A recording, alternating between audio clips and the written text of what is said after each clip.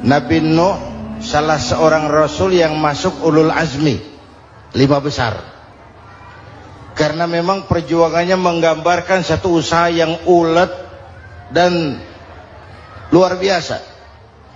Beliau diberi umur 950 tahun, lalu berdakwah selama 900 tahun, sore, pagi, siang, malam, dapat pengikut tidak lebih 80 orang, rata-rata 10 tahun satu.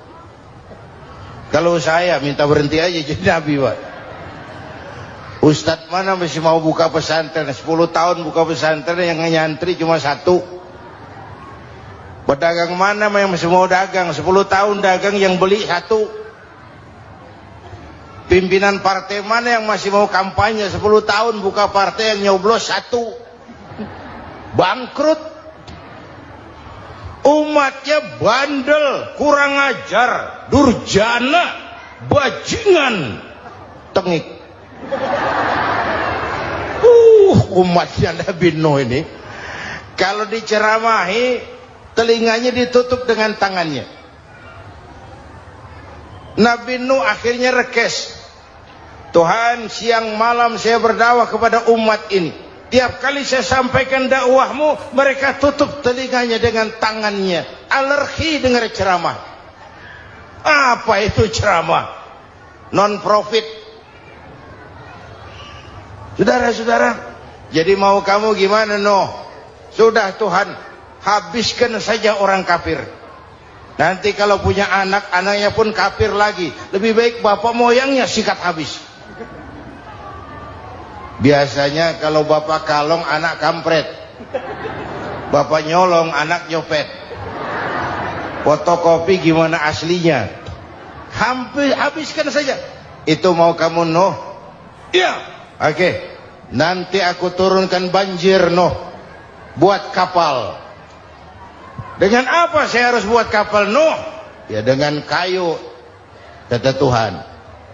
Kayunya dari mana, Tuhan? Ya dari pohon, Nuh. Pohonnya belum ada, Tuhan. Ya tanam dulu, Nuh. Bikin kapal, kayunya nanam pohon. Apa artinya? Perjuangan perlu kesabaran. Sukses itu ada prosesnya. Nggak bisa simsalabim abracadabra lalu kita mau sukses. Semua ada prosesnya. Walaupun kenyataannya begitu. Sukses banyak bapaknya, gagal itu yatim. Kalau kita sukses banyak yang ngakuin. Yang baru ketemu pakai manggil encing. Ketemu baru. Tapi sukses banyak bapaknya. Gagal yatim, nggak ada yang mau ngakuin kalau kita gagal itu.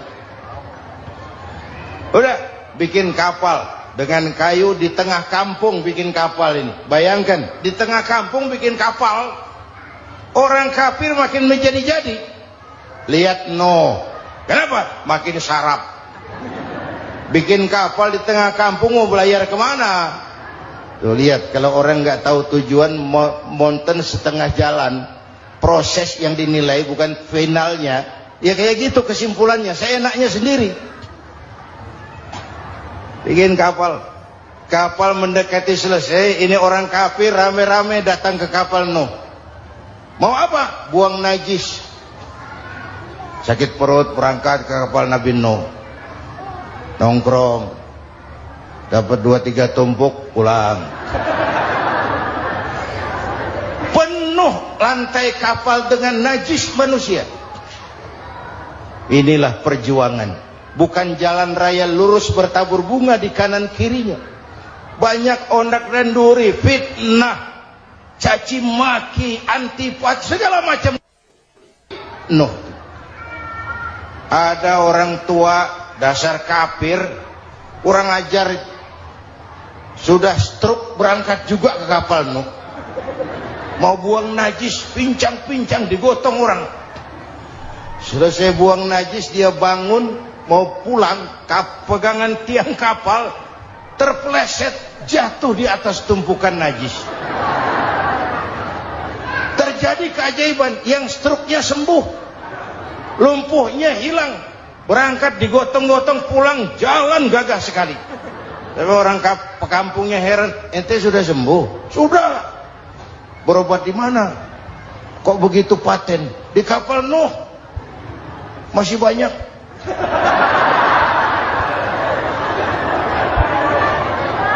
Yang berasa perlu obat bawa rantang. Ambil bersih lagi geladak kapal itu. Sudah selesai Nuh? Selesai. Oke, kau orang yang beriman bersamamu, binatang serba sepasang, naik Nabi Nuh, naik orang beriman, naik binatang serba sepasang. Ini cikal bakal penyelamatan manusia, Pak. Naiklah orang beriman, sudah naik semua, Nabi Nuh kontrol. Ini contoh buat kita, kontrol. Sudah naik semua teman-teman, sudah. Pemimpin yang baik bukan cuma terima laporan di belakang meja. Laporan itu yang mana juga bagus. Sama juga kampanye, kampanye yang mana juga merdu. Kalau aja yang dihitung. Pernah ada calon bupati kampanye janji, kalau saya berhasil kita akan banyak bangun jembatan di daerah kita. Tanya, Pak, nggak ada sungai di kampung kita, Pak. Dia bilang, sungainya kita bangun sekalian. Udah kadung janji, mana pula orang mau bangun sungai itu. Saudara-saudara, kontrol. Jangan cuma tunggu laporan di belakang meja, semua laporan bagus. Ya, Bu? Bu?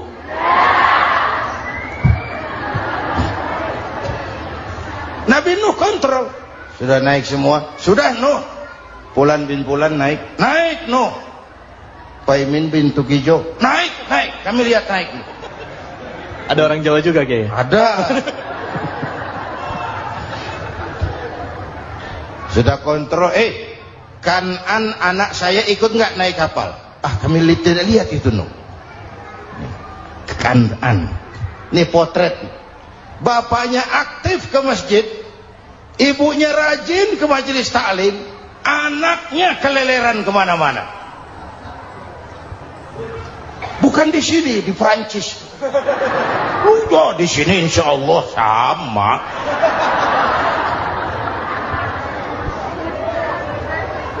Nuh karena sayang anak, Nuh karena cinta anak, Nuh karena tanggung jawab anak, cari naik ke atas kapal. Lihat Kanaan, anak saya, nggak lihat Nuh. Turun ke ruang bawah, periksa lagi. Mang, ayah Kanaan di dia. Jamaah Tasik ini rupanya di dalam. Tuh ayah mang. Ayah kemana ya budak ini? Turun ke bawah, tanya lagi. Ono Kanaan toh? Ora nano raketo. Rombongan Jawa Tengah. Naik ke atas buritan. Dari buritan kelihatan ternyata Kanaan tidak ikut naik kapal, kumpul di darat bersama orang kafir. Ini potret kita sekarang. Kumpul sama orang kafir, hanyut anak-anak kita, ditelan budayanya orang kafir, ditelan tradisinya orang kafir, ditelan pergaulannya orang kafir. Nuh karena sayang anak dari atas manggil. Dalam Quran dijelaskan itu. Karena Nabi Nuh di atas, Kanaan di bawah, teriak, ya bunayyar kam ma'ana. Begitu dalam Quran ayatnya. Cuma ini pakai gaya memanggil supaya kelihatan kegambar, kira-kira Nuh manggilnya begitu. Ini namanya gaya dakwah, Pak. Kalau ceritanya datar nggak menarik. Maka Nuh memanggil Kanaan, ya bunayyar kam ma'ana. Kata yang dengar, Ini gaya orang manggil, ya bunayyar kam ma'ana. Kanaan, kesini nak, naik kapal sama papi. Kata Kanaan di bawah itu, enggak mau papi, John di sini saja. Kata Kata Nuh, jangan nak, Allah sedang murka, akan turun banjir. Kalau datang banjir papi, sa'awi ila jabalin ya'simuni minal ma', saya akan naik ke gunung tinggi yang bisa menyelamatkan saya dari banjir. Kan'an naik ke gunung, gunung dihantam banjir, Kan'an mati. Sampai pokoknya jelas. Bukan kalau mau saya catat besok berangkat, ini gampang kalau ini urusan ini. Setiap penganut agama mempunyai kitab-kitab yang suci atau dianggap sebagai suci. Semua agama. Orang Nasrani punya kitab Injil. Orang Yahudi punya kitab Taurat. Orang Hindu punya kitab Weda. Orang Buddha punya kitab Tripitaka. Pengikut Konghucu punya kitab Tao Te Ching. Orang Majusi pengikut Zoroaster punya kitab Zen Avesta. Orang kebatinan punya kitab Serat Centani, Hidayat Jati, atau Darmo Gandul. Kita umat Islam oleh Allah diberikan Al-Quran yang kita yakini sebagai kitab suci. Kunaon?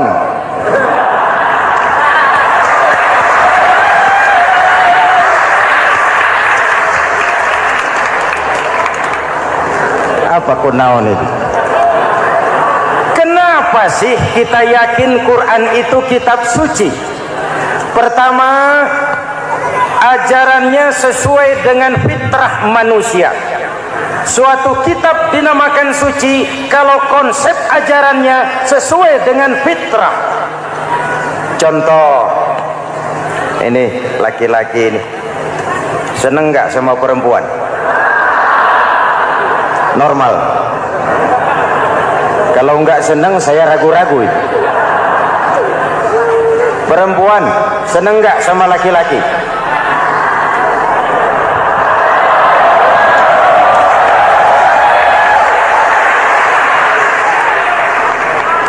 Ini fitrah.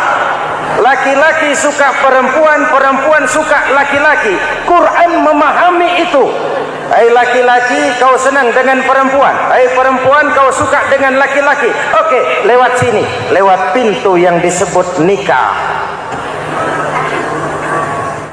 Kalau kitab suci melarang nikah, itu bertentangan dengan fitrah manusia.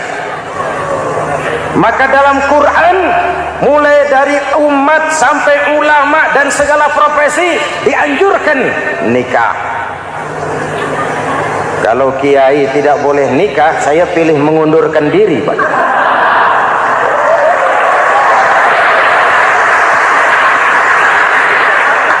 Itu bertentangan dengan fitrah. Lagian mubazir dikasih perabotan nggak dipakai.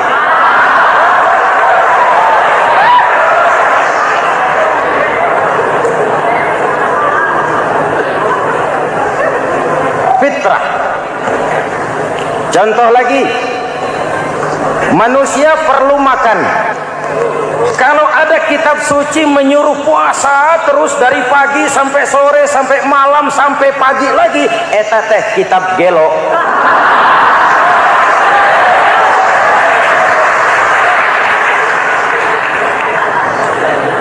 Quran sesuai dengan fitrah. Puasa mulai dari imsak sampai datang waktu maghrib.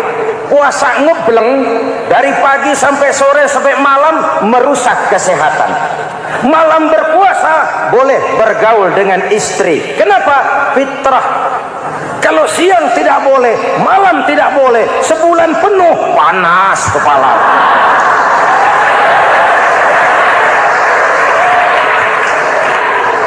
Rontok rambut. Hadirin yang saya hormati, itu yang pertama. Yang kedua, kita yakini Quran sebagai kitab suci karena isinya tidak saling bertentangan, konsekuen, konsisten. Kalau ada satu kitab, di satu ayat mengajarkan Tuhan Esa, di lain ayat mengajarkan tiga, liar eta mah. Bagaimana kitab suci isinya paradoks? Bagaimana kitab suci isinya saling bertentangan? Di ayat manapun sekali Quran berkata Allah itu Esa, selamanya Esa. Isinya tidak saling bertentangan. Lalu yang ketiga, kita yakini Quran kitab suci karena dia bersih dari intervensi manusiawi. Sejak turunnya Al-Quran menantang, jikalau kamu ragu terhadap Quran yang kami turunkan kepada hamba kami Muhammad, kamu anggap itu cuma bikinan Muhammad. Kalau Muhammad bisa, kamu tentu bisa. Bikin satu surah semacam Al-Quran. 14 abad yang lalu tantangan ini turun dan sampai malam ini belum terjawabkan. Pak, barangkali tidak ada yang mau coba. Banyak. Antara lain Musailamah Al-Kazzab. Dia mencoba membuat menandingi Al-Quran. Dia buat satu surah namanya surah Al-Fil. Bunyinya begini, bikinan Musailamah. Al-Fil wa mal-fil wa ma adraka mal-fil lahu khurtumun tawil wa lahu zail. Sudah berbentuk syair. Isinya apa? Al-fil, gajah. Wa mal-fil, apakah gajah itu? Wa ma adraka mal-fil, tahukah kamu apa itu gajah? Lahu khurtumun tawil, dia punya belalai panjang. Walahu zail, dan dia punya ekor. Enggak usah turun ayat begituan, orang tahu.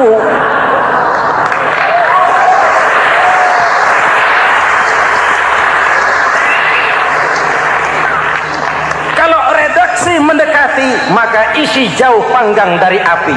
Kitab suci bersih dari campur tangan manusiawi. Maka Al-Quran, ke bahasa apapun dia diterjemahkan, naskah aslinya tetap ikut. Dia boleh diterjemahkan ke bahasa Sunda, bahasa Jawa, bahasa Padang, bahasa Inggris, bahasa Jerman, bahasa Belanda, naskah aslinya tetap ada. Kenapa? Bahasa ke bahasa perbedaannya sering frontal. Kalau dari gelas menjadi gelas, eta mah caket.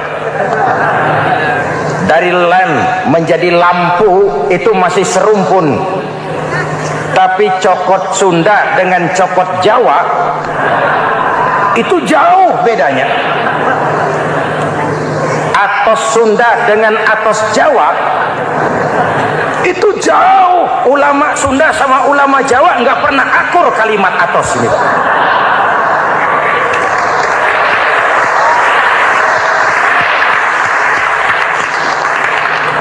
Inilah kebenaran janji Allah, inna nahnu nazzalna dzikra wa inna lahu lahafizun. Kami yang turunkan Al-Quran, kami yang akan menjaganya. Ribuan orang hafal Al-Quran. Lalu apa pesan-pesan misi utama Al-Quran? Pertama, menegakkan tauhid.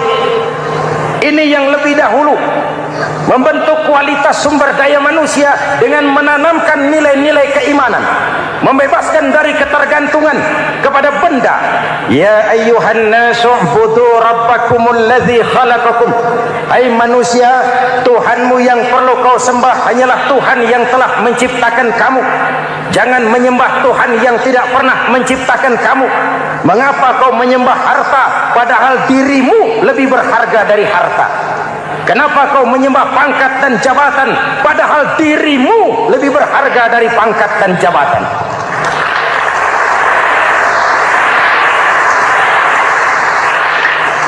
Diajak rasio berpikir, Tuhanmu yang perlu kau sembah hanyalah Tuhan yang menciptakan kamu. Dan Tuhan yang menciptakan kamu itu Tuhan yang lam yalid walam yulad, yang laisa kamislihi syai'un, dan itulah Allah Subhanahu wa taala. Ayo orang teh ayeuna teh boleh pakai teh. Ayeuna teh kita teh kalau kepada syirik jali, syirik yang terang-terangan, insya Allah tidak. Nyata-nyata menyembah berhala, tidak. Nyata-nyata menyembah pohon, tidak. Nyata-nyata berkeyakinan Tuhan lebih dari satu, tidak. Tapi kita sering terjebak pada syirik kecil, syirik khafi, syirik yang tersamar. Saya sejak pakai cincin ini, jangankan anak gadis, nenek-nenek ngelihat saya cincin. Jangankan anak gadis, nenek-nenek lihat saya lemes cincin. Ini saya sejak ada perkutut di rumah ini dagang lancar perkutut. Ini Ramadan bulan penempaan nilai-nilai keimanan. Misi utama Quran menegakkan tauhid, mengurangi kemusyrikan, membebaskan manusia dari ketergantungan kepada benda. Dari situ kualitas sumber daya manusia dimulai. Saya sering ungkapkan selama ini sistem pendidikan kita cuma mengisi otak, bukan membentuk watak. Otak diisi segala macam ilmu, tapi hati kosong, agama rapuh, akhirnya moral rendah. Muncul manusia-manusia yang pintar, cuma sayang tidak benar. Indonesia kita bangkrut, Indonesia kita terpuruk, Indonesia kita sakit sekarang ini, kan ulahnya orang-orang yang pintar tapi tidak benar.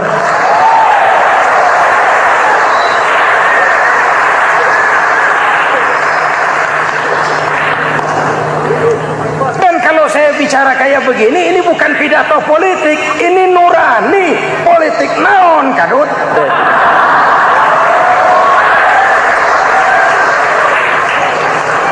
Ini nurani, ini tanggung jawab sebagai anak bangsa. Ibu bapak, saudara-saudara hadirin yang saya hormati, Rasul kalau masuk sepertiga yang akhir, sing-singkan lengan baju, hamparkan sajadah, lebih banyak di masjid daripada di rumah. Itu Rasul. Maka sepertiga yang akhir masjid makin ramai. Lihat Masjidil Haram. Lain dengan kita. Sepertiga yang akhir masjid mulai mengalami kemajuan. Safnya makin maju.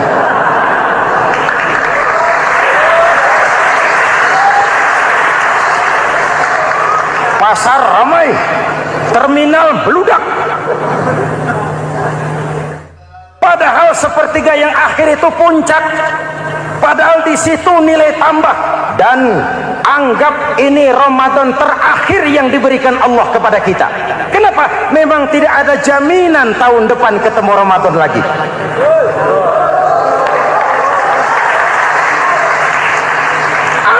Ini Ramadan terakhir yang diberikan Allah kepada kita. Tidak ada jaminan tahun depan Ramadan akan ketemu lagi. Tidak ada jaminan. Manfaatkan peluang ini untuk melakukan pemutihan. Semua kita melakukan introspeksi. Tidak tahu kita Ramadan tahun depan nanti masih ketemu apa tidak. Sebagaimana kita tidak tahu kita masih hidup atau tidak. Hadirin yang saya hormati, misi kedua Al-Quran, persaudaraan, kebersamaan atas dasar keadilan dan kebenaran. Manusia bersuku-suku, ya. Manusia berbangsa-bangsa, memang itu diakui oleh Al-Quran. Inna khalaqnakum min dzakari wa untha wa ja'alnakum syu'uban wa qabaila. Kami ciptakan kamu dari laki-laki dan perempuan. Kami jadikan kamu bersuku-suku dan berbangsa-bangsa. Apa tujuannya? Agar kamu saling mengenal satu dengan yang lain.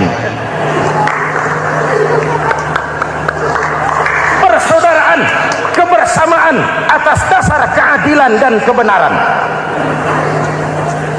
Yang terlepas dari ras. Dari manapun orang datang, apapun warna kulitnya, dari suku apapun ia dilahirkan, kalau akidahnya sama, itu kan saudara kita.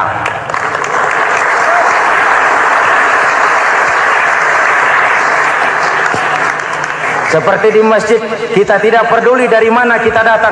Yang datang dari kidul, madep ngulon mang. Yang datang dari sebelah lor, madep ngulon mang. Yang datang dari sebelah wetan, madep kulon mang. Yang datang dari kulon,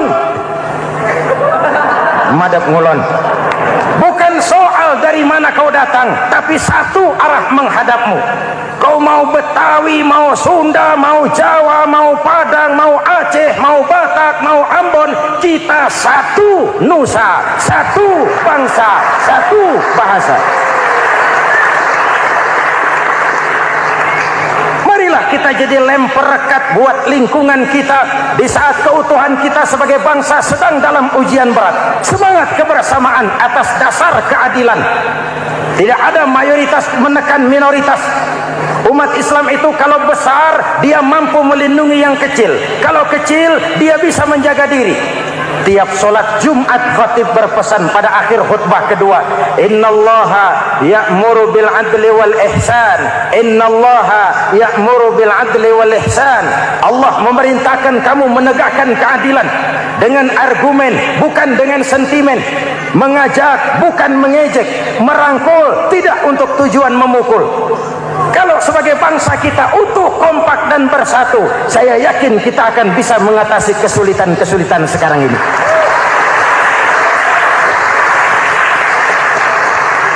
Kan kita prihatin kadang-kadang tawuran antar desa, antar RT, antar RW, antar kecamatan, sampai antar elit di atas. Makanya saya ulang lagi pesan ini, kalau elit di atas tawuran, jadilah penonton yang baik. Saudara-saudara kaum muslimin yang saya cintai, kita prihatin, kita seakan tercabut dari akar budaya kita sebagai bangsa. Kenapa kita yang berfalsafahkan Pancasila, kenapa kita yang berketuhanan yang Maha Esa tiba-tiba jadi beringas dan brutal? Ada maling ayam ketangkap, disiram bensin, dibakar hidup-hidup. Kok kita bisa begitu? Street justice, pengadilan jalanan mulai tegak. Iyalah kita tidak puas dengan kerja aparat kita, tapi jangan main hakim sendiri. Ini negara, bukan hutan.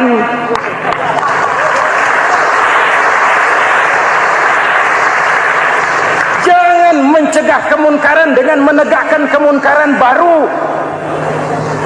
Oleh hal-hal yang sepele yang mestinya kita bisa mencari jalan keluar dengan baik. Ayo luruskan saf, rapatkan barisan, satukan langkah, tautkan hati. Kita satu umat yang satu, diikat oleh Al-Quran. Hanya dengan kebersamaan kita akan mampu menata hari esok yang lebih baik atas dasar keadilan dan kebenaran. Dulu teh Muhammad Toha teriak takbir ngadepi Belanda. Bung Tomo teriak takbir ngadepi Belanda. Ayeuna takbir ngadepi batur sadulur salembur. Nanaunan.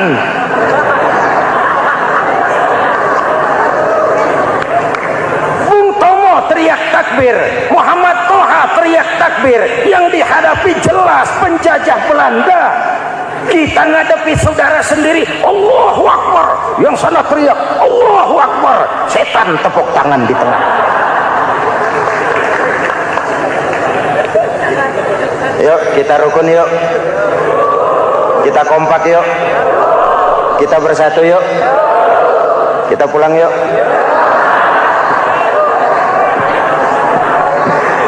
Ini misi kedua. Misi yang ketiga, Al-Quran membebaskan manusia dari gaya hidup sekuler. Quran mengingatkan, awas bung, ada hidup sesudah mati, ada akhirat sesudah dunia. Lebih untung orang yang percaya akhirat daripada yang tidak. Paling tidak hidupnya normatif. Contoh, saudara yakin akhirat ada, lalu saudara hidup baik-baik, menjauhi yang munkar, meninggalkan yang haram, saudara sujud, puasa, jihad, lalu saudara mati. Setelah mati ternyata akhirat tidak ada ruginya. paling kurang kita sudah dicatat sebagai orang baik. Sebaliknya, saudara tidak percaya sama akhirat, lalu hidup seenaknya, judi, mabuk, zina, nipu orang, korupsi, tenggelam dalam kemunkaran, lalu mati.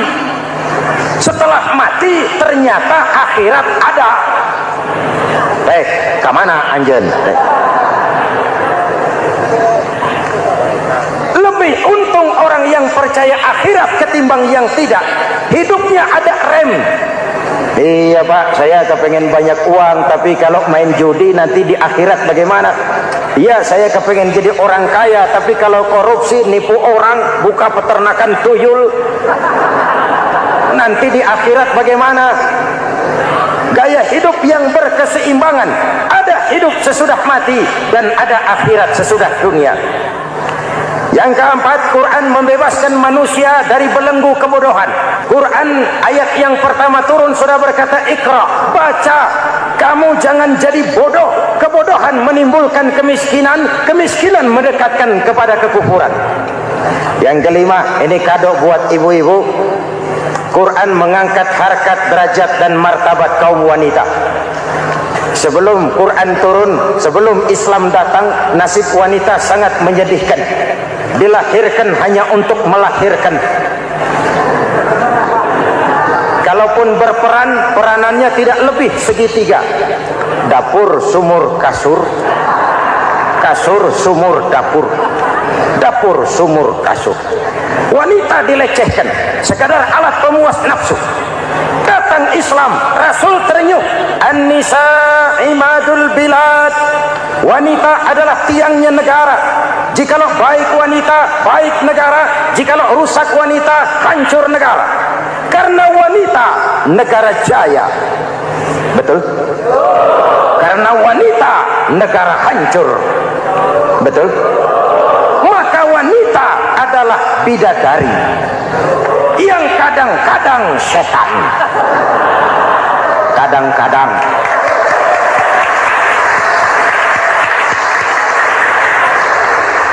Anda yang hadir di sini bidadari semua. Ibu bapak, saudara-saudara hadirin yang saya hormati. Lalu bagaimana sikap kita terhadap Al-Quran? Quran sendiri menjelaskan, "Tsumma awrasnal kitaba allazina istafaina min ibadina." Kemudian kami wariskan kitab Al-Quran yang kami pilih buat hamba-hamba kami yang terpilih. Luar biasa. Umatnya umat pilihan, Rasulnya Rasul pilihan, kitabnya pun kitab pilihan. Kami wariskan Al-Quran kepada hamba-hamba kami yang kami pilih. Bagaimana sikap mereka setelah menerima Al-Quran? Terbagi tiga. Pertama, faminhum zalimun linafsihi. Di antara mereka ada yang setelah menerima Al-Quran lalu zalim kepada dirinya sendiri. Diterimanya Al-Quran dengan lidahnya, tapi ditolak dengan perbuatannya. Mulutnya menjunjung Al-Quran, perbuatannya menginjak Al-Quran. Quran bilang ke barat, dia pergi ke timur. Quran bilang ke selatan, dia berangkat ke utara. Quran bilang haram, dia terjang.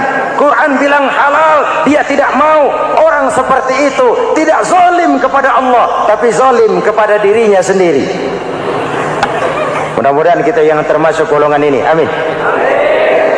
Yang kedua, wa minhum muqtasid. Di antara mereka ada yang menerima Quran 50-50. Separuh-separuh. Yang enak dilaksanakan, yang berat ditinggal. Padahal pada sisi lain Quran mengajarkan masuklah ke dalam Islam secara total. Kafah, jangan separuh-separuh. Ini watak munafik. Kalau dilihat Islam menguntungkan, rame-rame teriak Islam. Ketika diminta berjihad, diminta berkorban, diminta zakat, rame-rame mengundurkan diri. Saya bangkrut Pak, saya miskin Pak, saya pailit Pak. Mental itu dalam awal-awal Baqarah dijelaskan.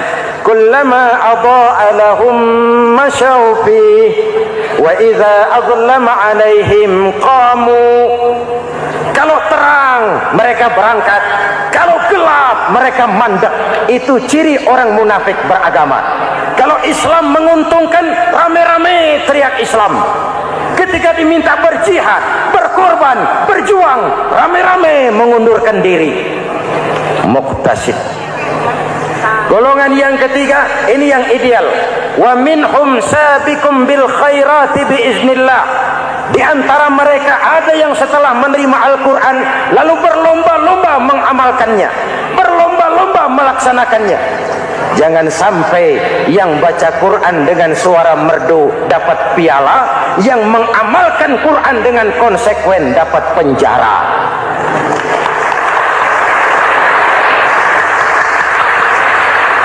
Itu ironi, itu menyedihkan, itu memilukan, dan itu memalukan. Pilihan terserah kita. Satu hadis Rasulullah mengajarkan begini: man ja'alal Qur'ana amamahu qadahu ilal jannah, wa man ja'alal Qur'ana khalfahu saqahu ilan nar. Siapa yang meletakkan Quran di depannya, dijadikannya Quran sebagai imam, Quran akan membimbing dia ke surga, surga dunia, lebih-lebih surga akhirat.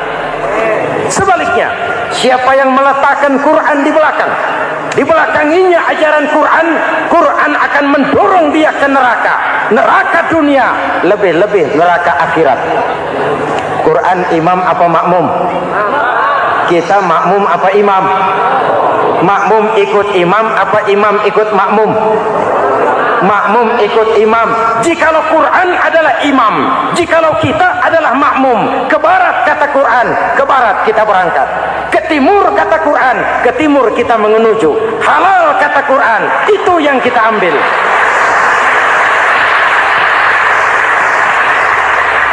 Mari kita jadikan Ramadan sebagai bulan di mana sedikit demi sedikit kita berupaya kembali menjadi generasi yang Qurani.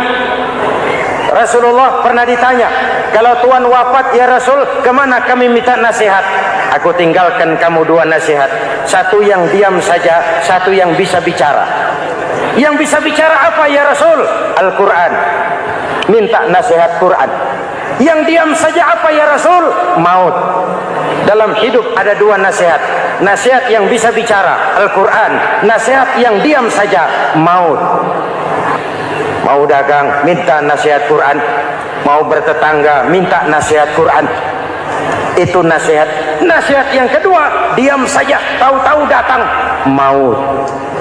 Makanya anggap ini Ramadan terakhir yang diberikan Allah kepada kita, karena tahun depan tidak ada jaminan kita bertemu Ramadan. Manfaatkan 10 yang akhir untuk meningkatkan nilai ibadah kita kepada Allah Subhanahu wa taala. Bahwa seorang pengikut menyesuaikan tingkah laku, gaya hidup dengan orang yang diikutinya. Jangankan di dunia ini, di akhirat nanti identitas ini akan dimintakan pertanggungjawaban jawab dan akan ditanyakan kepada kita. Sekurang-kurangnya menjadi pengikut rombongan orang besar merupakan suatu nikmat. Paling tidak kita bisa numpang mujur.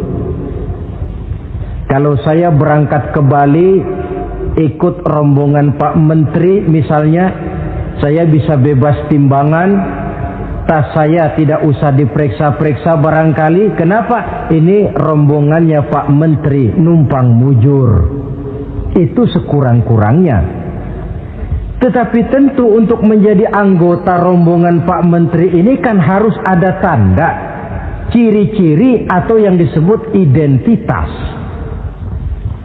Kalau kita mengaku dan memproklamirkan diri sebagai umat Nabi Muhammad, sebagai pengikut beliau, apa sih identitasnya, ciri-cirinya? Inilah yang akan kita bicarakan pada kesempatan ini, bersumber dari surah Al-Fatah ayat 29. Allah Subhanahu wa taala menjelaskan Muhammadur Rasulullah, bahwa Nabi Muhammad itu adalah utusan Allah, pesuruh Allah, walladzina ma'ahu, dan orang-orang yang bersamanya, orang yang mengikuti ajarannya, para sahabatnya, kita ini para pengikutnya, mempunyai ciri atau identitas. Dalam ayat ini ada 5 ciri yang dijelaskan. Pertama, asyidda'u 'alal kuffar. Pengikut Nabi Muhammad bersikap tegas kepada orang-orang kafir. Apa artinya tegas di sini? Saudara-saudara, tegas di sini artinya bukan main marah-marahan, tidak ngajak berkelahi, bukan juga menantang perang. Tegas di sini artinya mempunyai prinsip, mempunyai garis yang nyata di dalam keyakinan beragama. Garisnya apa? Tidak lain, lakum dinukum waliyadin. Bagi Tuhan agama Tuhan, bagi kami agama kami. Silahkan Tuhan melaksanakan agama Tuhan, kami akan melaksanakan agama kami. Kami menghormati Tuhan, Tuhan pun menghormati kami.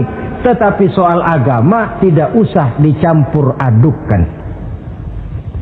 Identitas semacam ini perlu kita tegakkan kembali. Sebab apa? Sebab di zaman sekarang orang mulai mengaburkan nilai-nilai kebenaran dari agama, yang pada akhirnya menanamkan sikap ngambang terhadap agama.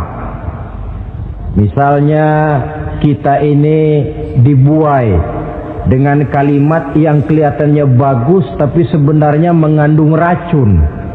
Kata orang, jangan fanatik, semua agama kan bagus, semua agama benar, semua agama thayyib. Terus terang saja, saya bukan tidak setuju dengan kalimat itu. Saya beranggapan kalimat itu belum sempurna. Semua agama benar, jangan titik di situ, itu baru sekedar koma. Semua agama benar, koma, bagi penganutnya masing-masing, titik. Semua agama baik, koma, bagi penganutnya masing-masing, titik. Bagi kita yang muslim, yang benar Islam. Dan seorang muslim yang berani membenarkan semua agama, seorang muslim yang berani berkata semua agama benar, sekurang-kurangnya munafik kalau tidak menjadi murtad. Wah Pak, itu namanya fanatik dong. Betul. Yang tidak boleh kan fanatik kepada suku, yang tidak boleh kan fanatik kepada guru, tapi fanatik kepada agama dalam arti berpegang teguh kepada agama merupakan bagian daripada kehidupan beragama. Hanyalah kalau umat Islam ini fanatik dengan agamanya, dia akan konsekuen, baik melaksanakan, mengamalkan maupun mengembangkan agamanya.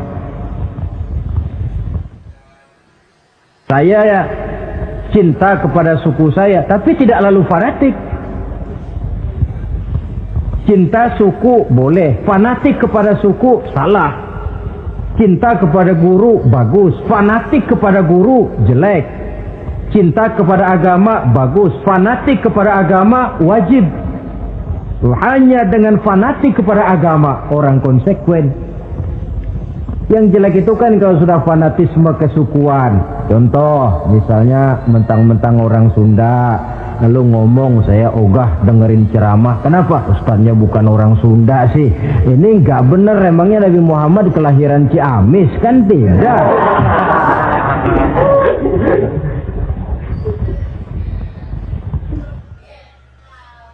Toleransi ada tempatnya,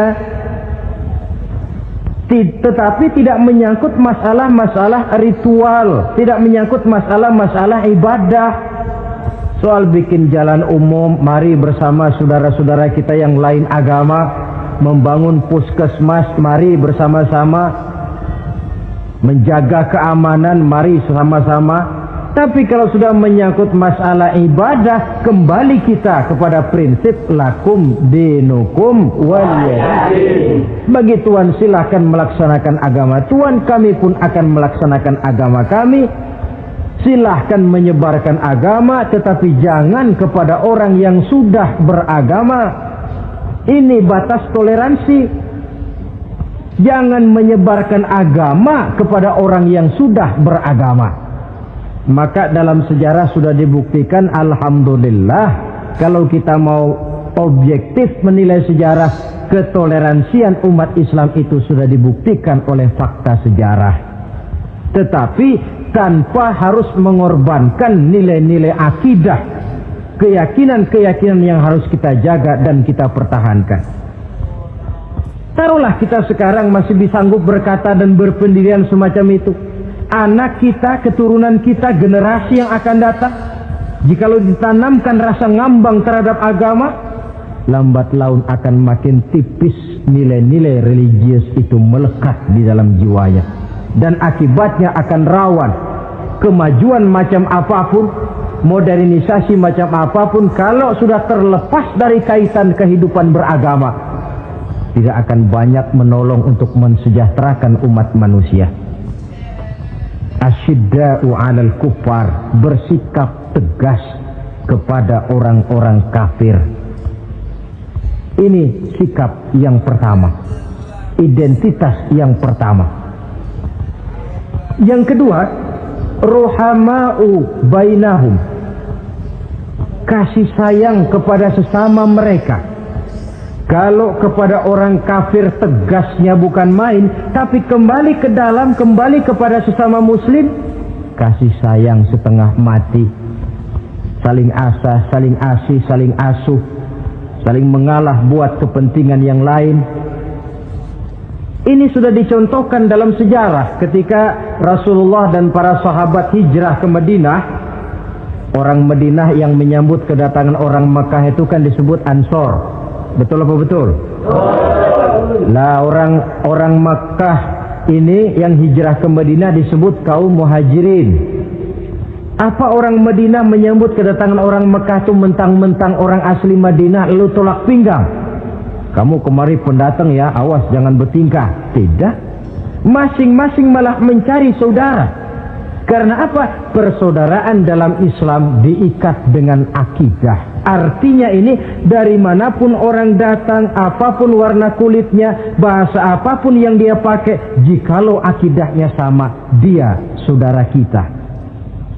Hadirin, terus terang saja ya, banyak orang-orang yang tidak senang kalau melihat umat Islam sampai bersatu. Maka segala macam cara mereka lakukan agar kita jangan bersatu. Terang-terangan menghantam Islam, tidak mungkin orang berani. Kenapa? Saya pikir sebodoh-bodohnya umat Islam, dia masih fanatik sama agamanya. Dia masih sanggup bilang, "Mas, gue emang gak sembayang, tapi agama gue lu hina, gue bacok lu." Itu kan positif, fanatisme agama namanya. Maka orang menghantam Islam itu lalu nggak berani terang-terangan. Caranya belajar dari Van der Plas, belajar dari Snokor-Gronye. Mau menghantam Islam, masuk ke tengah-tengah umat Islam. Pakai peci, kalau perlu pakai sorban, pakai sorban. Nggak bisa assalamualaikum, latihan assalamualaikum. Hantam Islam dari dalam. Caranya, kalau perlu dibuatkan merek-merek Islam, yang mereknya Islam tapi tujuannya bikin kacau dalam Islam. Muncullah yang namanya Islam ingkar sunnah, muncul yang namanya Islam sejati, Islam. Mereknya Islam, tujuannya bikin kacau dalam Islam.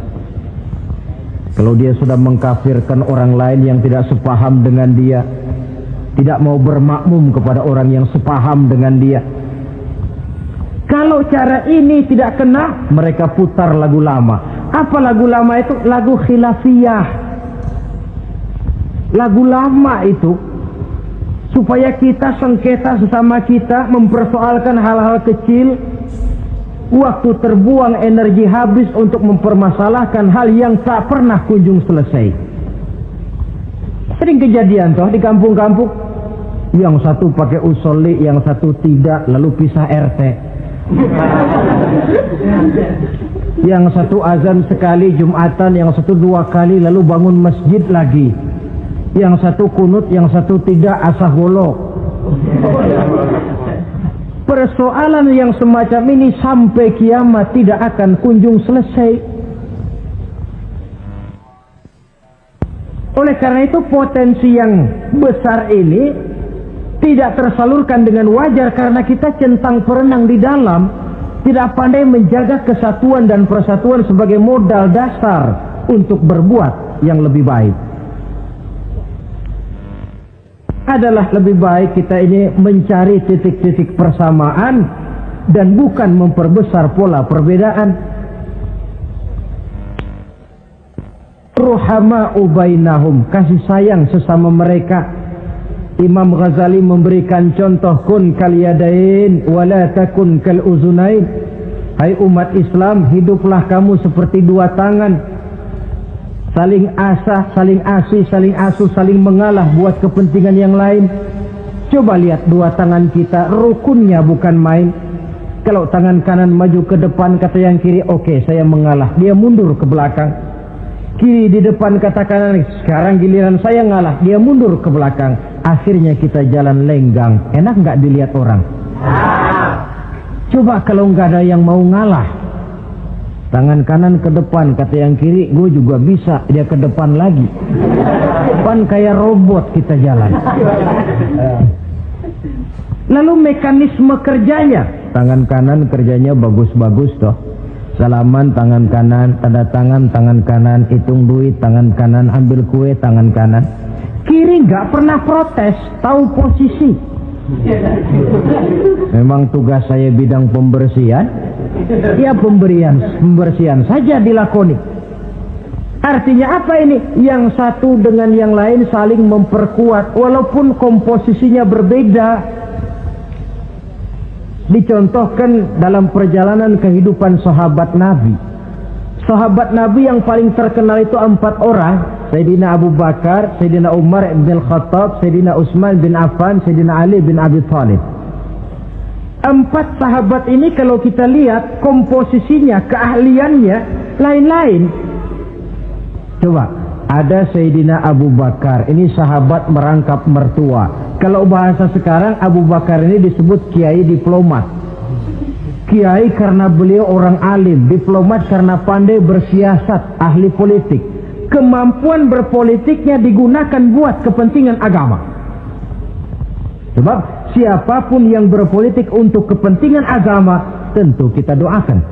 Tetapi siapapun yang jual agama untuk kepentingan politik, kita juga berdoa. Cuma tentu doanya lain dengan yang berpolitik buat agama tadi. Saudara hadirin yang saya hormati, ada Umar bin Khattab. Ini kalau bahasa sekarang disebut imam jenderal ini. Imam tapi jenderal, jenderal tapi imam. Kenapa imam? Karena dia mampu memimpin jamaah di masjid. Kenapa jenderal? Karena dia sanggup memimpin tentara di medan perang. Kegagahannya, keberaniannya, keperkasaannya digunakan membantu perjuangan Rasul.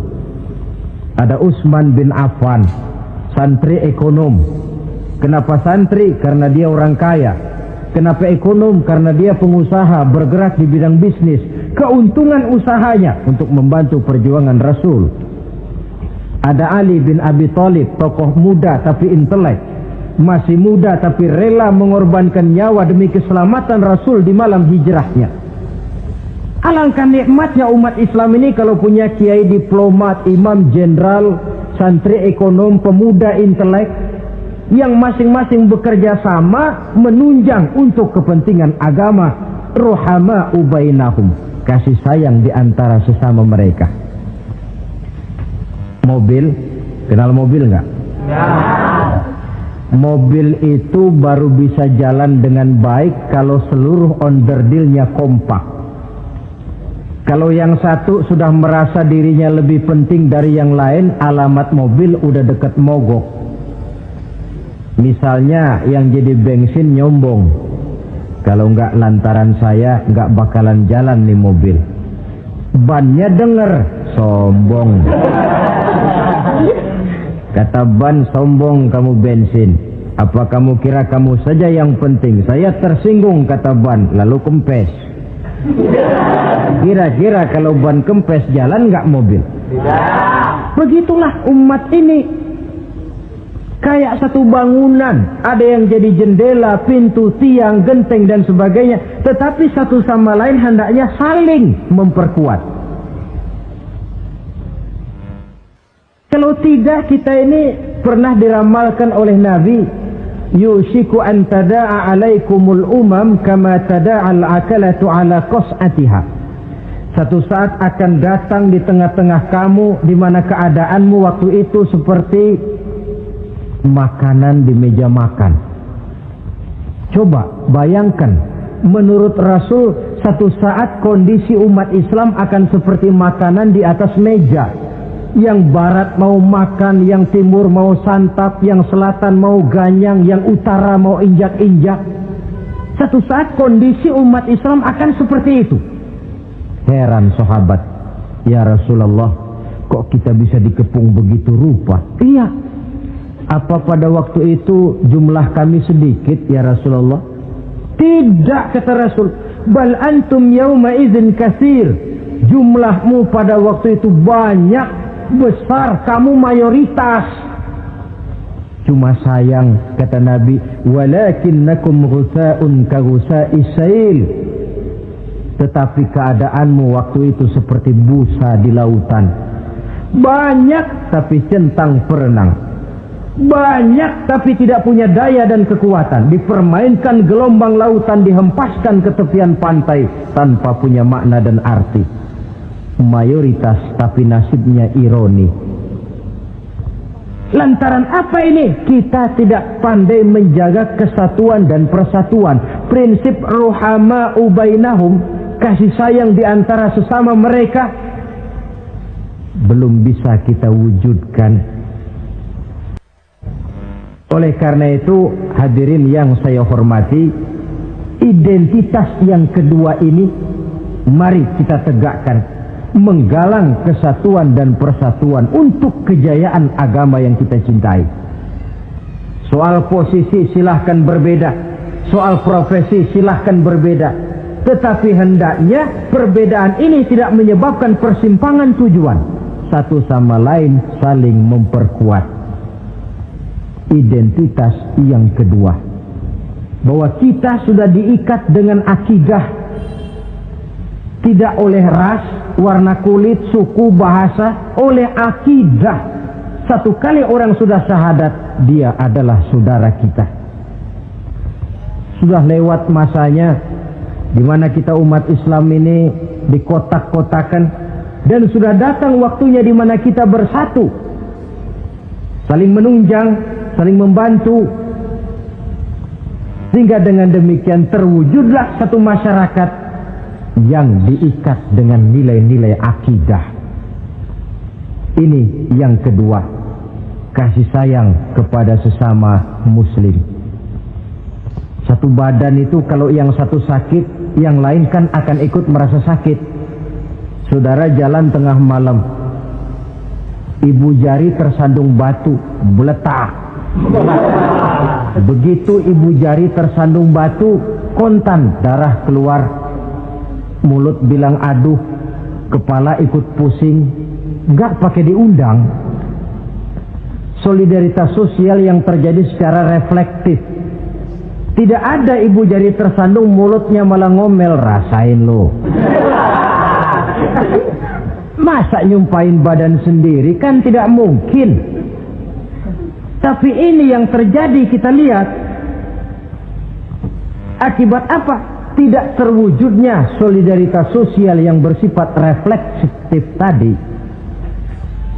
Nah, inilah saudara-saudara identitas yang kedua. Yang ketiga sekarang, pengikut Nabi Muhammad sallallahu alaihi wasallam itu cirinya yang ketiga, tarahum rukka'an sujjada. Engkau lihat mereka ruku dan sujud, mendirikan sholat. Ini identitas, ciri. Di akhirat nanti akan diperiksa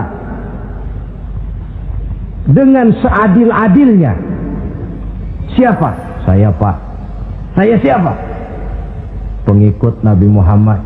Betul? Betul. Baik. Pengikut Nabi Muhammad itu tandanya ruka'an sujada, ruku dan sujud.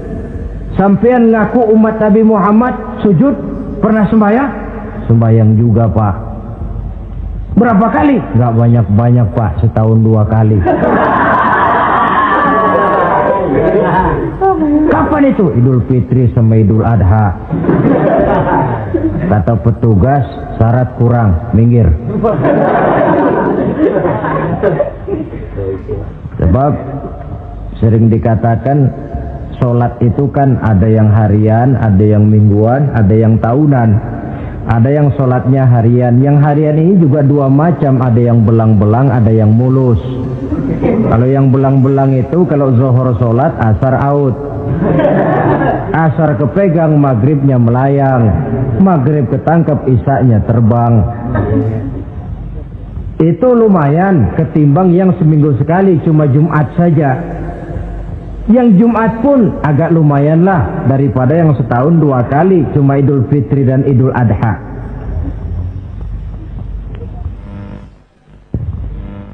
Tetapi bagaimanapun juga sholat ini memang merupakan keperluan dalam kehidupan kita. Ciri identitas yang memperkaya kepribadian. Pengikut Nabi orangnya ruku dan sujud. Sehingga di zaman sahabat tadi kondisi mereka digambarkan kalau siang seperti kuda perang, tetapi kalau malam seperti pendeta. Maksudnya apa? Di medan perang mereka gagah, tapi kalau sudah ruku dan sujud bukan main khusyuknya. Ruku dan sujud. Dengan kata lain, ciri pengikut Nabi Muhammad orangnya mendirikan sholat. Nah, masalahnya sekarang apa perlunya sholat dalam kehidupan kita? Yang jelas dia untuk menggembirakan Allah kok. Se-ASEAN orang tidak ada yang sholat, Allah tidak akan berhenti jadi Tuhan. Manfaatnya akan kembali kepada kehidupan. Nah, apa perlunya sholat dalam kehidupan kita? Ada beberapa hal yang bisa kita angkat ke permukaan tentang perlunya sholat ini.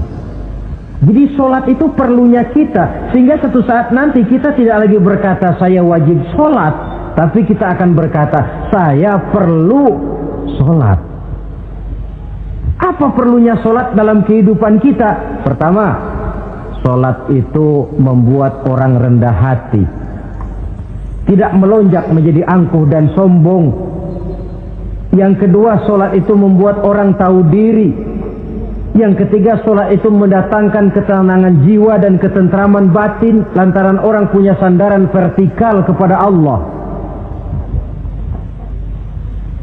Sehingga agama menekankan benar ini bukan cuma untuk kita, tapi juga anak kita, keturunan kita. Sehingga Nabi mengajarkan, ajari didik anak-anakmu sholat pada umur 7 tahun.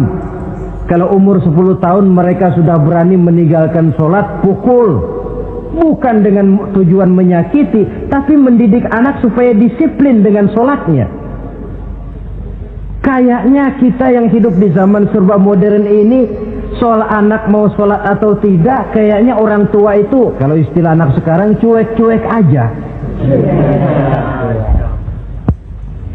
Jarang yang mengadakan inspeksi, pengecekan anaknya sudah sholat apa belum, lalu sholatnya disiplin apa tidak.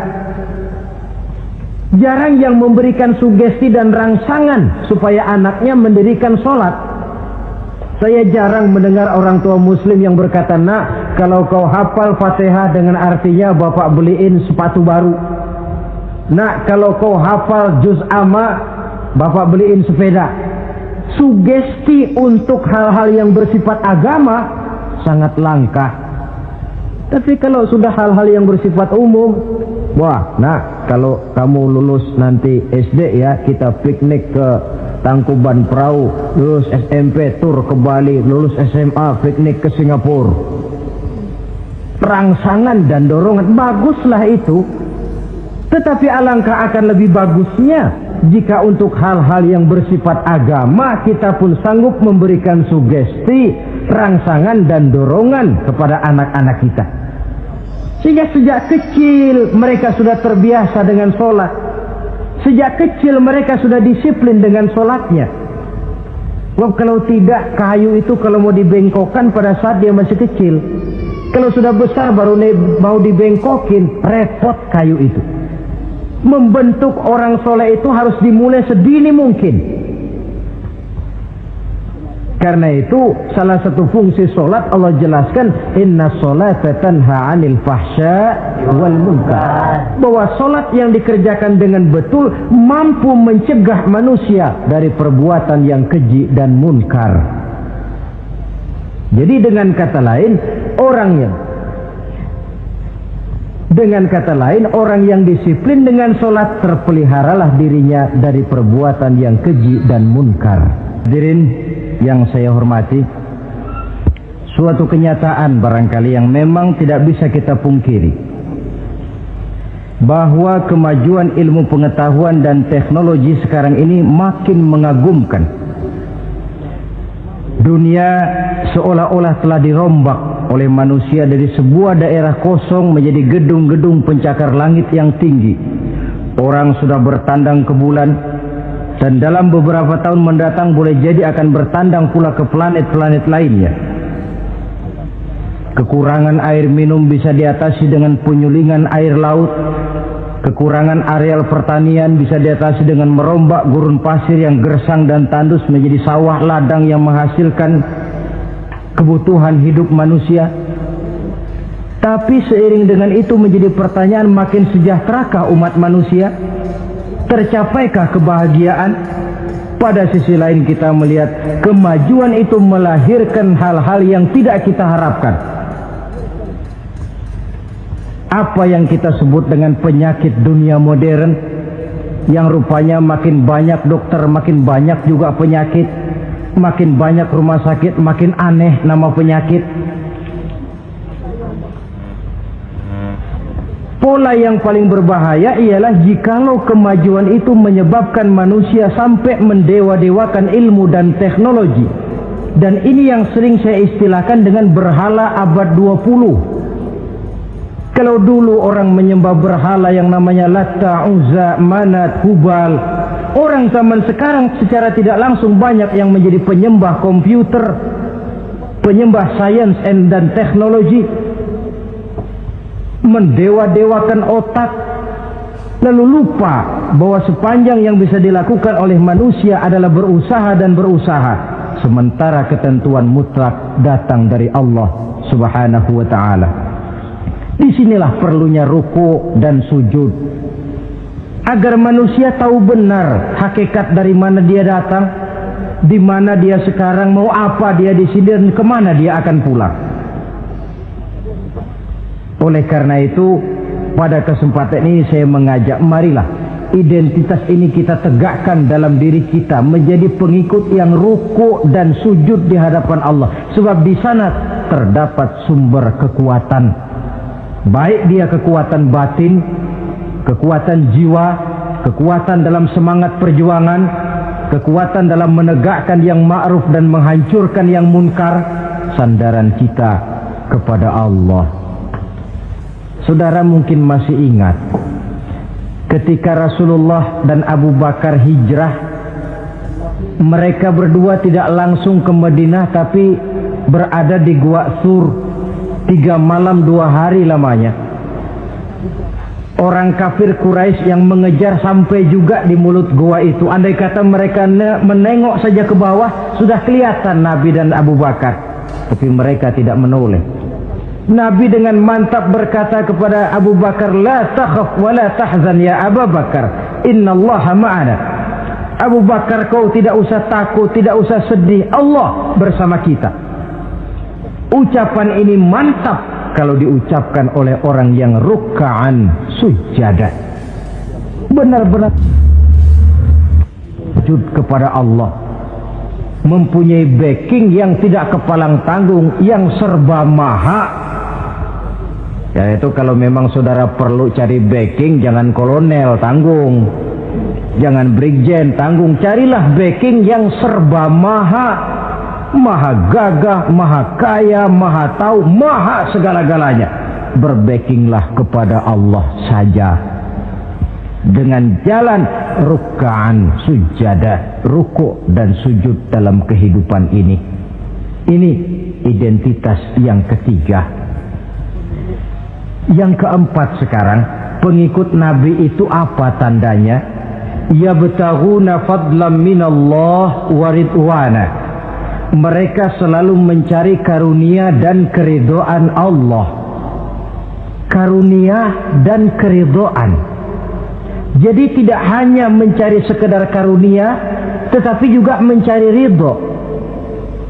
Oleh karena itu seorang pengikut Rasul, di dalam dia berdagang misalnya, dibatasi oleh pertanyaan, cara saya ini Allah ridho apa tidak? Dia cari rezeki, dibatasi oleh pertanyaan, Allah ridho apa tidak? Dia menginginkan jabatan yang tinggi, tapi tetap dalam kerangka pertanyaan, kalau cara ini Allah ridho apa tidak? Sehingga tidak lantas menghalalkan cara apapun halal asal tujuan tercapai, itu kan caranya PKI. Asal tujuan tercapai cara apa saja halal. Seorang muslim pengikut baginda Nabi tidak diajarkan semacam itu. Kenapa perlu mencari keridhaan Allah, karunia yang Allah ridho? Karena apapun yang kita pakai, apapun yang kita makan, terutama jikalau bersumber dari sesuatu yang Allah tidak ridho, katakan yang haram misalnya, akan mempengaruhi gaya dan gerak hidup kita. Contoh, kata Imam Ghazali, kalau engkau terlalu senang memakan makanan yang haram, dia akan mempengaruhi caramu berpikir sehingga kau akan cenderung berpikir yang haram. Mencari karunia yang Allah ridho, dan hidup itu kalau sudah mendapat ridho Allah, sudah satu kenikmatan yang tidak bisa dibeli dengan nilai materi yang bagaimanapun banyaknya. Karena itu biarlah kita orang mukmin ini di dunia hidup kaya asal Allah ridho saja, nggak apa-apa. Biar rumah kita gedung, punya mobil bagus, uang banyak, kalau Allah ridho enak. Daripada sudah melarat tinggal di pinggir kali, rumahnya gubuk, Allah marah lagi. Kapan mau senang orang macam begitu? Jadi biarlah kita ini bahagia di dunia, asal di akhirat masuk surga, nggak apa-apa. Mencapai kebahagiaan di dunia dan di akhirat. Cari karunia Allah sebanyak-banyaknya, karena memang bumi dan segala fasilitasnya diperuntukkan bagi manusia, dan karunia Allah itu ada dimanapun kita pergi. Dahulu ketika turun perintah hijrah, sebagian sahabat berpikir-pikir, kalau saya hijrah ke Madinah, di Madinah mau makan apa saya? Ini Mekah kan jelek-jelek, kampung sendiri. Umpama kepepet ngutang-ngutang dikit orang masih percaya lah, kalau ke Madinah ngutang sama siapa?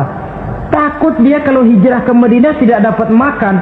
Allah memberikan jaminan, qul li'ibadiyalladzina amanu inna ardi wasi'ah fa iyaya fa'budu. Katakan kepada mereka Muhammad, hai hamba-hambaku yang beriman, bumiku ini luas. Di Mekah kau makan, hijrah ke Madinah juga kau akan makan. Apalagi hijrahmu karena membela agama. Jangan karena membela agama kau takut kelaparan. Artinya apa? Karunia Allah itu ada dimanapun. Kalau kita mau berusaha, tetapi jangan lupa usaha itu harus yang Allah ridho. Kalau sekedar hasil usaha cara apapun boleh, ya dapat, tetapi tanpa ridho semuanya tidak akan membawa ketenangan, ketentraman dan kebahagiaan. Allah itu kan maha pengasih, tidak pilih kasih katanya. Artinya apa? Semuanya Allah kasih. Orang kalau mau berusaha dapat. Itu logika, sunnatullah kata kita, hukum alam kata orang. Kalau mau berusaha mesti dapat. Tetapi kasih sayang Allah ini tidak diberikan kepada setiap orang. Kalau pengasihnya berlaku kepada semua orang, mau kafir mau beriman, kalau berusaha dapat. Itu Rahman namanya. Tapi Allah tidak cuma Rahman, Allah juga Rahim, maha penyayang. Bedanya apa? Orang yang dikasih itu belum tentu disayang. Tetapi kalau disayang mesti dikasih. Kalau tidak dikasih tentu ada pertimbangan lain untuk kepentingan kita. Misalnya anak kita baru kelas 1 SMP datang, Pak beliin motor buat sekolah. Kita lalu menilai anak ini nggak ada motor saja kadang-kadang jarang sampai ke sekolah, apalagi dibeliin motor, bisa dari rumah berangkat ke sekolah nggak sampai. Tidak dibelikan bukan karena tidak sayang, justru karena sayangnya ada pertimbangan lain untuk kepentingan si anak. Tetapi kadang-kadang anak sendiri berpikirnya lain. Bapak katanya sayang, minta dibeliin motor saja tidak dibelikan. Dia menilai orang tuanya tidak sayang, padahal justru sayangnya lalu tidak dibelikan. Begitulah satu contoh kecil dari keridhaan Allah ini. Jika Allah sudah memberikan ridhonya kepada kita, segala yang kita mau diberikannya. Kalau tidak juga diberikan, tentu ada manfaatnya untuk kemaslahatan kita. Allah Maha tahu. Misalnya orang mengeluh, saya akan sembahyang rajin, ngapa rezeki seret bener sih? Apa saya berhenti lagi sholat? Allah lebih tahu maslahatnya. Barangkali potongan kayak kita ini kalau diberikan rezeki banyak sedikit lalu berhenti ke masjid. Rezeki lu segini aja dah, lu jadi rajin ke masjid. Ada manfaatnya buat kepentingan kita. Mencari karunia yang Allah ridho. Dalam alam yang terbentang luas ini karunia Allah terhampar luas. Tinggal kita mencari, dan untuk mencari itu diperlukan keahlian. Keahlian hanya timbul karena pendidikan. Makin ke depan persaingan hidup makin tajam tanpa membekali diri. Terutama generasi kita yang akan datang, anak-anak kita. Boleh jadi mereka akan tersudut ke pojok-pojok kehidupan untuk kemudian lebih banyak jadi penonton daripada sekedar pemain. Dan kerugian akan kembali kepada kita. Karena itu cari karunia Allah sebanyak-banyaknya, tapi dengan garis bawah yang Allah ridho. Sekali lagi, carilah karunia Allah sebanyak-banyaknya dalam kehidupan ini, tetapi dengan menggarisbawahi yang Allah ridho. Inilah identitas yang keempat. Yang kelima sekarang, identitas yang terakhir, simahum fi wujuhihim min atharis sujud. Di muka mereka ada tanda bekas sujud. Ini pengikut Rasulullah sallallahu alaihi wasallam. Bekas sujud, iya. Apa bekas sujud itu? Apa jidatnya hitam kebanyakan sujud? Mungkin karena rajin sujud lalu berbekas. Boleh jadi, tapi soal hitam di jidat sih gampang digosok-gosok. Yang terpenting asarus sujud di sini dalam bentuk sikap mental. Apa sikap mental yang saya maksud? Orang yang rajin sujud itu lalu membekas dalam kehidupannya pengaruh sujud. Apa pengaruh sujud? Karena rajin sujud timbul ikhlasnya. Kalau sudah berbuat, yang penting itu Allah. Orang lain mau tahu atau tidak, orang lain mau puji atau tidak, yang penting Allah. Sebab kalau sudah dia usolli fardal maghribi Allahu Akbar, dia tinggalkan dunia dan seluruh isinya. Naik dia menghadap Allah. Selamat tinggal sebentar dunia, nanti saya balik lagi. Yang ada cuma dia dan Allah dalam dialog langsung. Timbul keikhlasan, terjemahannya dalam kehidupan. Berbuat tanpa pamrih, tidak suka menepuk jasa dan menghitung jasa. Sebab biasa orang itu kalau sedang perang tidak sempat ngaku jadi pahlawan, tapi kalau perang sudah selesai nggak kenal bedil ngaku pahlawan. Kalau perang sedang berkecamuk, jarang yang mengaku pahlawan. Kalau sudah perang selesai, masing-masing nepuk dada. Seorang yang ikhlas, seorang yang berbuat tanpa pamrih, dan ini pengaruh sujud dalam kehidupan. Lalu apalagi timbul jujurnya. Kenapa? Kalau dia sholat zuhur 4 rakaat, lalu umpama selesai 3 rakaat dia salam, orang lain tentu tidak tahu dia korupsi 1 rakaat. Tapi kenapa tidak dia lakukan? Ada Allah sih yang tahu. Timbul kejujuran, disiplin murni yang berakar dari hatinya sendiri. Lalu apa lagi? Kesabaran. Dilatih lewat sholat. Kalau belum selesai 4 rakaat, jangan berhenti sholat isya umpamanya. Dan banyak lagi pengaruh-pengaruh asarus sujud. Ini di dunia. Di akhirat nanti kata Nabi, inna ummati ya'tuna yaumal qiyamah ghurran muhajjalin min asaril wudu. Umatku di hari kiamat nanti akan datang menghadap Allah dengan muka berseri-seri dari sebab air wudu. Mukanya bersinar-sinar karena di dunia rajin wudu. Sehingga barangkali di akhirat nggak perlu ngaku-ngaku kita. Ya Rasulullah, saya umatmu, tidak perlu. Rasulullah lihat sendiri, wah ini mukanya bersinar-sinar. Ta'ali ummati, umatku sini, umatku sini. Kalau di dunia rajin kena air wudu. Ya rajin wudu artinya kan rajin sholat. Masa ada orang wudu aja nggak sholat, kan model. Kalau muka tidak pernah tersentuh wudu, kalau muka tidak pernah sujud, teriak-teriak kita mengaku ya Rasulullah saya umatmu ya Rasulullah. Kata Rasulullah, nggak ada umat saya yang dekil kayak sampean.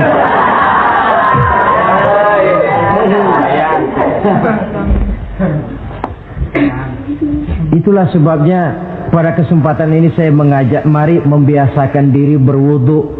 Tidak cuma untuk sholat. Saudara mau berangkat ke kantor, wudu dulu, bagus. Saudara mau pergi berdagang, wudu dulu, cakep. Saudara mau pergi kuliah, mau pergi sekolah, wudu dulu, bagus. Di samping kebersihan jasmani, juga kebersihan rohani. Tengok saja. Kalau kita membasuh tangan pada saat wudu mulai, Allahumma inni as'aluka yumna wal barakah wa a'udzubika minasyu'mi wal halakah. Itu kan yang kita baca. Ya Allah, saya mohon keberkahan di 2 tangan ini, supaya tangan ini kalau dibawa dagang untung, dibawa menanam lalu panen, dibawa berusaha menghasilkan rezeki. Dan saya berlindung kepadamu ya Allah, jangan sampai tangan ini membawa kesialan dan kecelakaan. Berlindung kepada Allah jangan sampai jadi punya tangan sial. Dipakai dagang rugi, dipakai nanam pohonan mati, dipakai mukul orang mati. Tangan sial. Dari itu saja sudah memberikan sugesti untuk rohani kita. Kebersihan jasmani, kebersihan rohani terpelihara karena wudu. Jadi asarus sujud, pengaruh sujud membekas di dalam kehidupan. Sehingga oleh Syekh Muhammad Abduh dijelaskan, walikulli ibadatin minal ibadati sahihah asarun fi taqwimi akhlaqil qaimi biha wa tahzibi nafsihi. Setiap ibadah yang dikerjakan dengan betul pasti mempunyai pengaruh yang nyata dalam meluruskan moral akhlak orang yang melaksanakan ibadah itu sendiri. Jadi sujud kita betul apa tidak? Lihat saja pengaruhnya dalam kehidupan kita.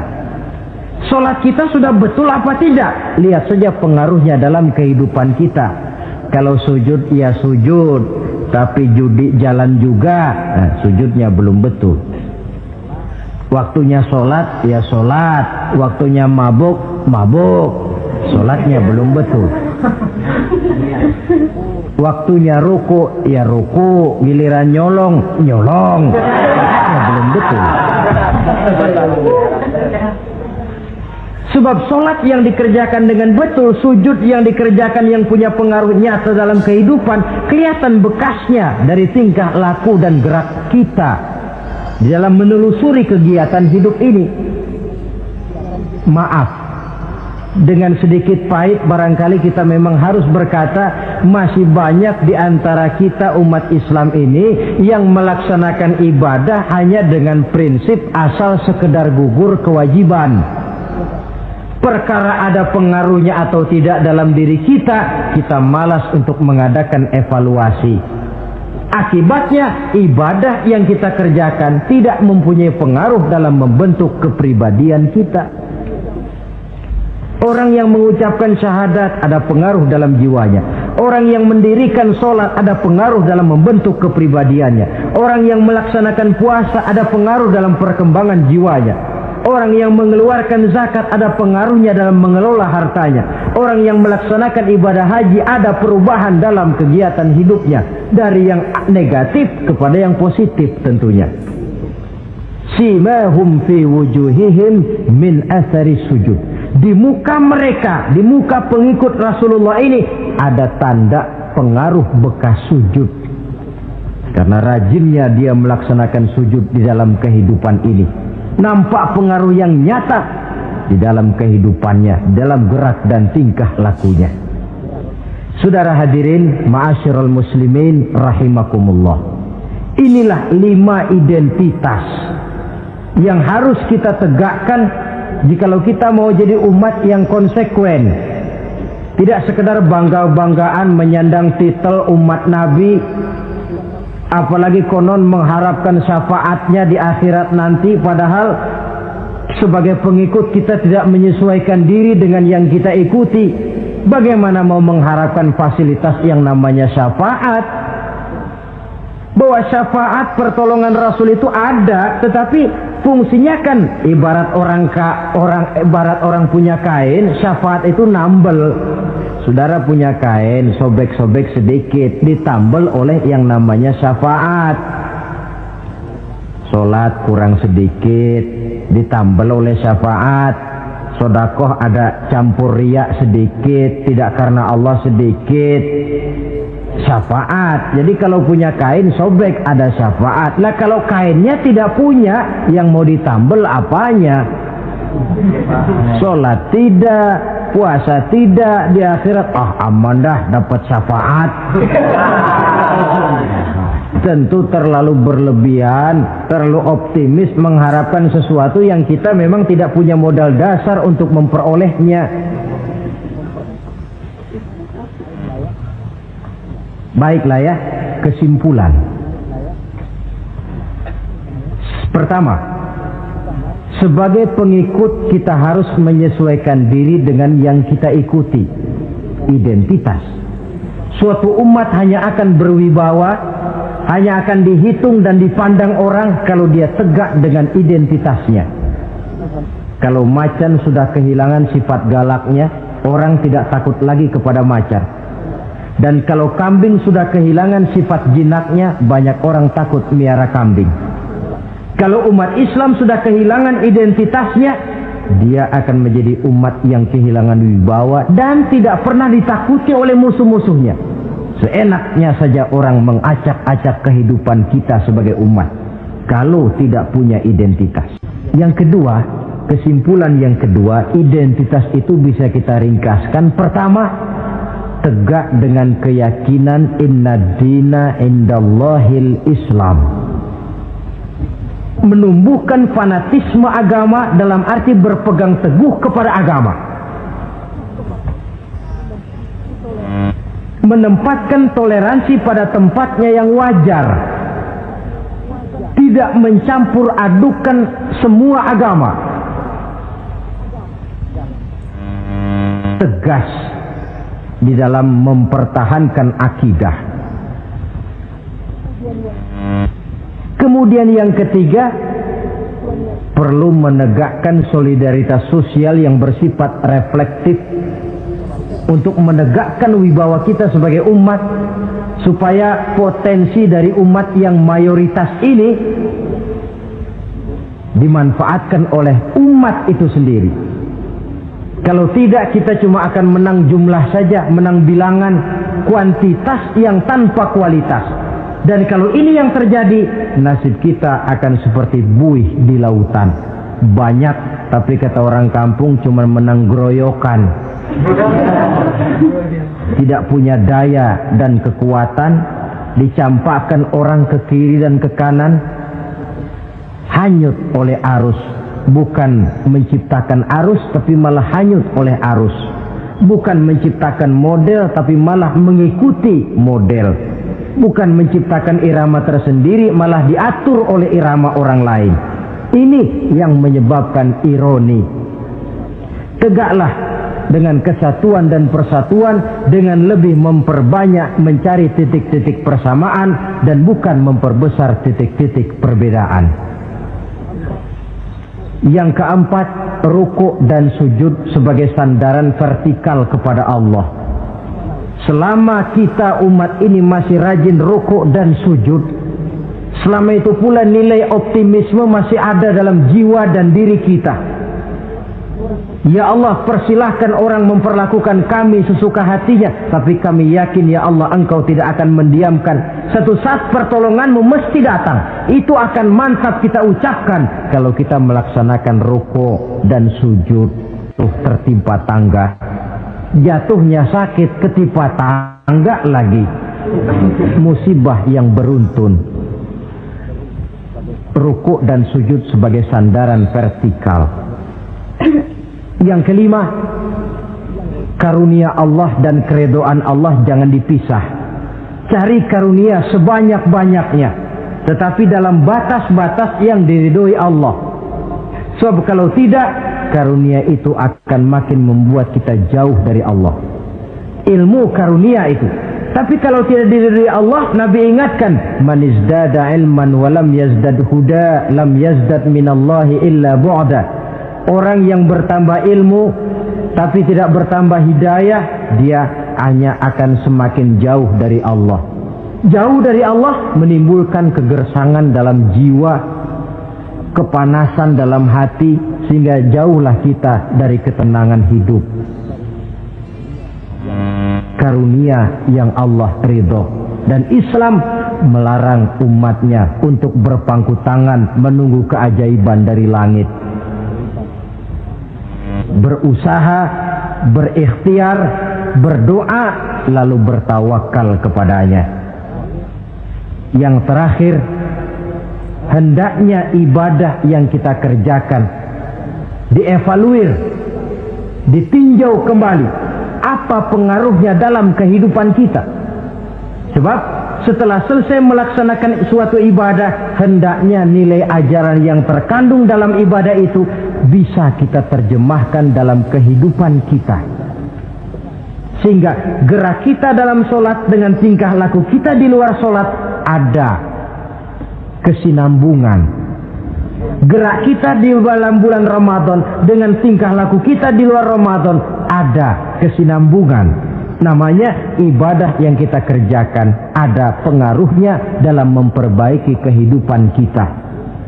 Dengan satu prinsip, ibadah itu kita kerjakan adalah kemanfaatannya kembali kepada kehidupan kita.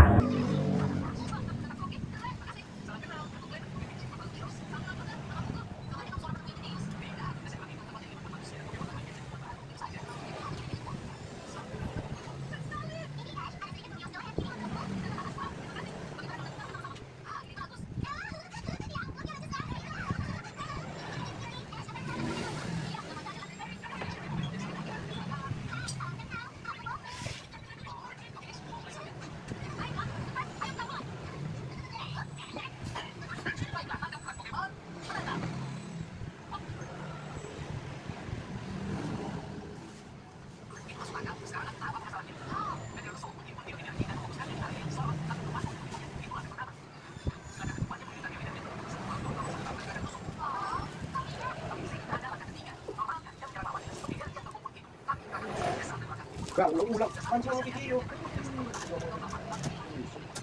Kecilin. Habis itu 2 menit lagi. Kecilin.